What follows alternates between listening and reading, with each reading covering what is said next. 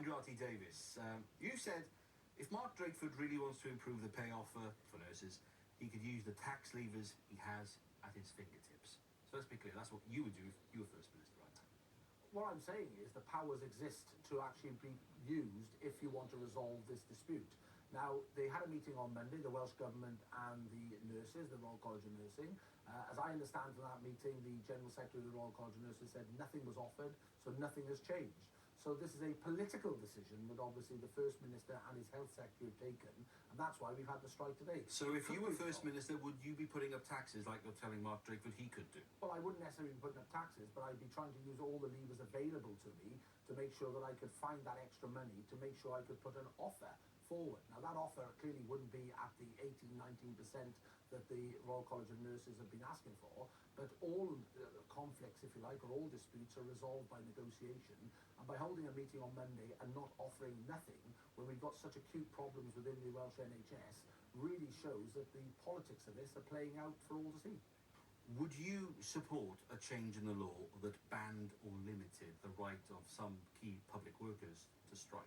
Well, I believe that there needs to be minimum service levels in certain areas of everyday life. So yes, such as transport and the medical profession, because we depend on those levels of service to get us through our everyday lives. But it is a right for a worker, if they feel disgruntled, if they feel after going through the balloting process and that ballot turns up for industrial action, that they should be able to exercise that right. So the nurses today couldn't go on strike if you changed the law? What I'm saying is that there should be a legislation in place that demands minimum levels of service in key public services. I don't think that's unreasonable, and it's quite commonplace in other democracies. Let's go on to some other issues. There's a lot around at the moment. Last month, we heard about allegations of misconduct at Gwent Police, and you called for the force to be put into special measures. This week, ITV News is reporting on accusations of abusive behaviour towards women and sexual harassment at South Wales Fire and Rescue. It has launched an independent review. Do you feel that's enough? Well, obviously, any allegation needs to be extensively investigated. When it came to the Gwent Force allegations, what I was bitterly disappointed about was the way that the Police and Crime Commissioner, who's been in post there since 2016, tried to distance himself from some of the actions or lack of actions that have been taken in the period. I'm not overly familiar with the allegations that have been made in the fire service, South Wales Fire Service, although I'm seeking a meeting with the Chief of the Fire Service here in South Wales to try and understand them better. But this type of behaviour, if proven, is totally unacceptable and shouldn't be tolerated in any place, whether that's a place of work or whether it's a place of leisure or whether it's a family home. Now, separately and generally, there's also been talk in Cardiff Bay about the culture around here and working arrangements and practices.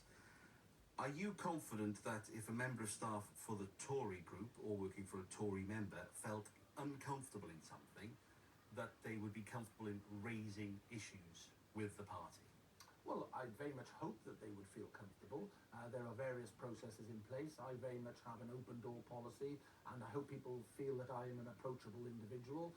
But if it's not myself, there are many other avenues that a member of staff can raise their concerns or their grievances or observations and have them investigated. It is a fact that it's a peculiar way people are employed in this institution. If you work for a member, you're obviously employed directly by that member. If you work for the group, then you work for the leader. And so there is a slight distinction in some of these matters, but I would like to think that when it comes to the Conservatives, the Welsh Conservatives, there is an open door policy and we don't tolerate such allegations or accusations that have been levelled. You will know in recent days there have been claims that some people have felt action hasn't been taken when they've raised concerns about something they've experienced that wasn't right. Are you going to change that? Well, I'm unaware of a single accusation or official complaint coming through to myself anyway as leader, whether it be in this term that I've been leader or my previous stint of being leader. I know from my own personal employment of staff here that I have never had anyone complain to me, and so without a complaint coming forward, it is difficult to investigate, if not impossible to investigate, because these matters obviously need to be put in writing and raised officially, because employment is a sensitive area, and importantly, when sensitive issues are discussed, people have confidence that the process works for them. We've asked all the leaders today one question: the future, their leadership. They're going to be there at the end of 2023? You asked me this. I ask everybody you asked me this the last time we were interviewed. It's almost like the serial question that you've got on your notepaper. It is actually on my notepaper, yes. I take a huge amount of pride and privilege out of being able to lead the Welsh Conservatives here in the Senedd, but I only lead through securing the confidence of my members here in the Senedd.